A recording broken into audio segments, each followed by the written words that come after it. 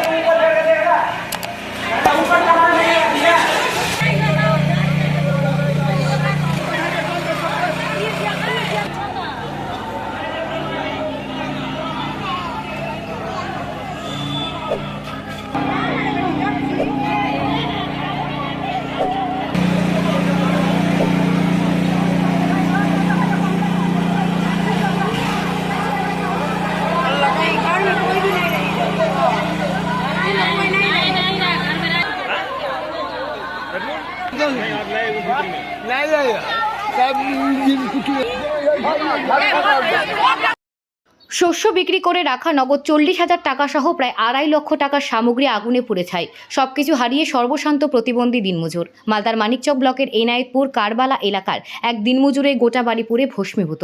বাড়ির মালিক দিনমজুর আব্দুস সালামের অভিযোগ, শত্রুতার জেরে কেউ বা কারা আমার বাড়িতে আগুন লাগিয়েছে। আমরা বাড়িতে কেউ ছিলাম না, হঠাৎ করে শুনি বাড়িতে আগুন লেগেছে। বাড়িতে এসে দেখি রান্নাঘর ঠিক আছে, গ্যাস সিলিন্ডারও নেই। তবে আগুন লাগলো কোথা থেকে এবং শস্য বিক্রি করে নগদ 40,000 টাকা রেখেছিলাম। টাকা সহ জল দেওয়ার মেশিন, ফ্রিজ, টিভি সব পুড়ে ছাই হয়ে গেছে। ক্ষতির পরিমাণ প্রায় 2.5 লক্ষ টাকা। সরকারি সাহায্যের আবেদন করছি। দিনমজুর আব্দুস সালামের দাদা আব্দুল কালামের অভিযোগ, কেউ বা কারা শত্রুতার জেরে আমার প্রতিবন্ধী দিনমজুর ভাইয়ের বাড়িতে আগুন লাগিয়েছে। আমরা পুলিশ প্রশাসনের দ্বারস্থ হব।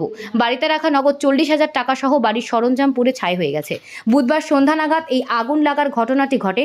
স্থানীয় মানুষজন এসে আগুন নেভানোর কাজে হাত লাগায়। স্থানীয় যে যথেষ্ট তৎপরতা সত্ত্বেও সবকিছু পুড়ে ছাই।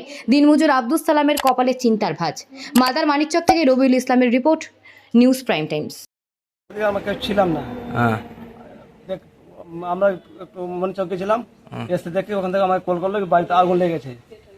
আগুন লাগার পরে আমার এগুলো সব জ্বলে গেছে। আর 3 টাকা ক্ষতি হয়েছে, আর প্লাস 40,000 টাকা নতুন জ্বলেছে। গেহু ভুট্টা করে বিক্রি করে। নগদ টাকা ছিল? হ্যাঁ, নগদ।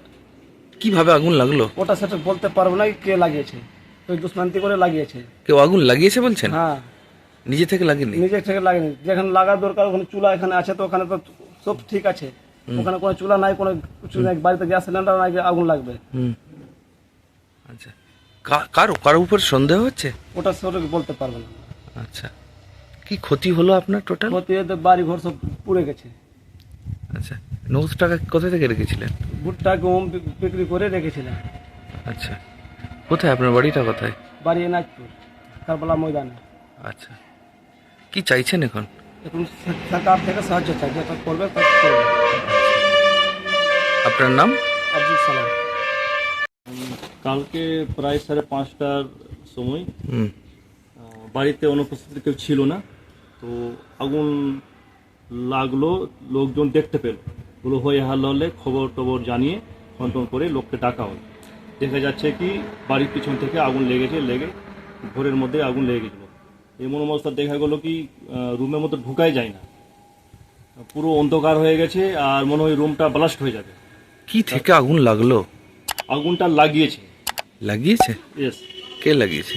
মানে কাউকে দেখা যায়নি বলে কারো নাম বলা যায় না, কিন্তু আগুনটা লাগিয়েছে। এবার আগুনটা বেশিরভাগ ক্ষেত্রে আগুনটা বাড়িতে লাগে রান্নাঘর থেকে। রান্নাঘর সেপারেট আছে, রান্নাঘর কি বলে সেপারেট আছে, তো ওটা আলাদাভাবে ওটা ঠিকঠাকই আছে। প্লাস সিলিন্ডার থেকে লাগে, বাড়িতে গ্যাস সিলিন্ডারও নেই বলে জানা যায় কি আগুনটা লাগিয়েছে কেউ দুশ্মনীভাবে হোক, যেভাবে হোক, ও পেরেশান করার জন্য আগুনটা লাগিয়েছে। এবার বাড়িতে কেউ ছিল না, সেই সময়ই লাগিয়েছে। কি ক্ষতি হয়েছে? ক্ষতি নগদ 40,000 টাকা ক্ষতি হয়েছে। পুড়ে গেছে টাকা? হ্যাঁ, টাকা পুড়ে গেছে। আর বাড়িতে যে জামা কাপড়, ফ্রিজ ছিল, টিভি ছিল, এগুলো নিয়ে মোটামুটি আর 3 লাখের মতন ক্ষতিপূরণ হয়েছে। প্লাস একটা পাম্প মেশিন ছিল, সাইকেল ছিল, সেটাও পুড়েছে। আচ্ছা, আর খাট ছিল, আর গম ভুট্টা ছিল, সেটাও পুড়েছে। মোটামুটি আর 3 লাখ টাকার মতন ক্ষয়ক্ষতি হয়েছে। অভিযোগ করবেন থানায়? হ্যাঁ, অভিযোগ করব। কালকে থানাকে ফোন করেছিলাম, থানাও এসেছিল, প্লাস ফায়ার ব্রিগেডকে কল করেছিলাম, ফায়ার ব্রিগেড এসেছিল, এসে ওরাও ঠিকানা নাম লিখে গেছে, ফটো নিয়ে গেছে, আর বলে গেছে কি সকালে এসে থানায় অভিযোগ করবেন, একটা জিডি দিবেন। এগুলো হওয়ার পর যাওয়ার পর তারপর বিডিও থেকে বিডিও সাহেবও গাড়ি পাঠিয়েছিল, বিডিও সাহেব একটা প্যাকেজ নিয়েছিল, প্যাকেজ দিয়ে ফটো নিয়ে কথাবার্তা বলে আবার গিয়ে বলেছে কি সকালে এসে একটা আমাকে অ্যাপ্লিকেশন দিবেন। আচ্ছা, কি চাইছেন এখন?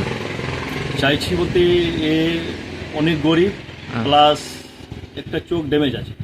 আচ্ছা, হ্যান্ডিক্যাপ বললে চলবে, কিন্তু হ্যান্ডিক্যাপ সার্টিফিকেট পাওয়া যায়নি, তো একটা চোখ ড্যামেজ আছে।